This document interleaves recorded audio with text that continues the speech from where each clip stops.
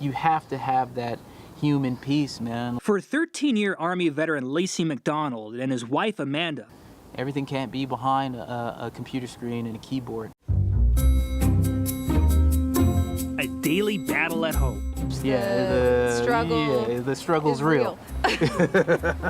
How do you convince 4 boys, all under the age of 10, to pay attention when the classroom is laptops, crammed on a kitchen table? Or they find anything. They'll be they'll playing with the pencil, or all of a sudden a Lego comes up, and I'll be like, whoa, whoa.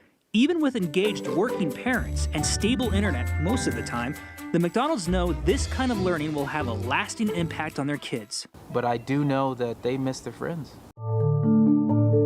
What about the 93,000 other children in DPS, many who aren't lucky to have a mom or dad home?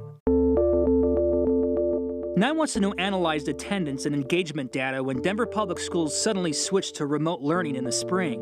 On average, the numbers tell us 1 out of 7 kids did not meet their school's attendance standards during remote learning. At schools with more lower-income students, that number increased to 1 out of 5.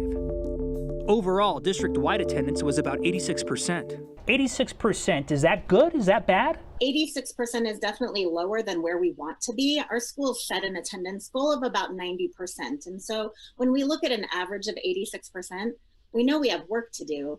Another number that stuck out to us, 140. 140 kids who just vanished when online learning started.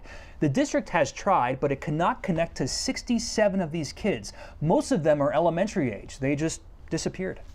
140 kids that weren't able to engage with remote learning for any number of reasons is 140 too many, right? For a district of our size, I don't think that that's a particularly unusual number.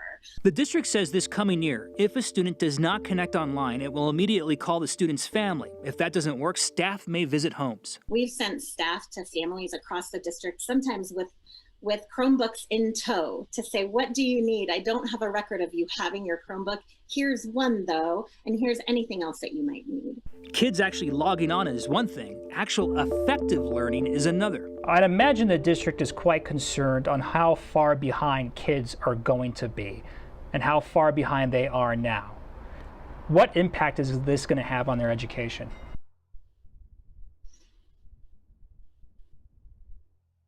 You know, I'm afraid to answer that question. This hurdle throws just another series of complications in the mix. I think it's just managing it all. If there's anybody who's facing extreme remote learning challenges, it's Amanda. Not only is she responsible for getting her own kids to pay attention online, she's also responsible for 300 plus other kids.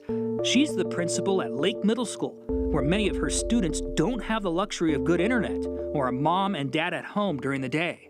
I think we're going to have some serious equity gaps between our students that are at risk and our students that are from more privileged backgrounds. We have many students whose parents will be at work all day gone, or they're going to be helping their other siblings. This is a time of heroes. Like, everybody's got to step up. And if this is what America was always about, like, this is our defining moment.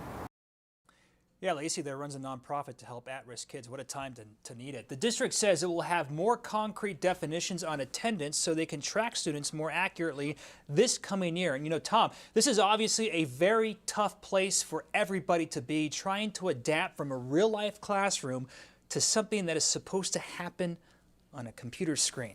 Really something. Well, you talk about the struggles in springtime, Jeremy. Now as we start into the new year, you like to think that they're getting better at it. It sounds like they're understanding more of what the task is. But missing kids, that's a scary statistic. And as she said, 140 is 140 too many. Yeah, that's right. And 67 of them they could not contact, as we reported.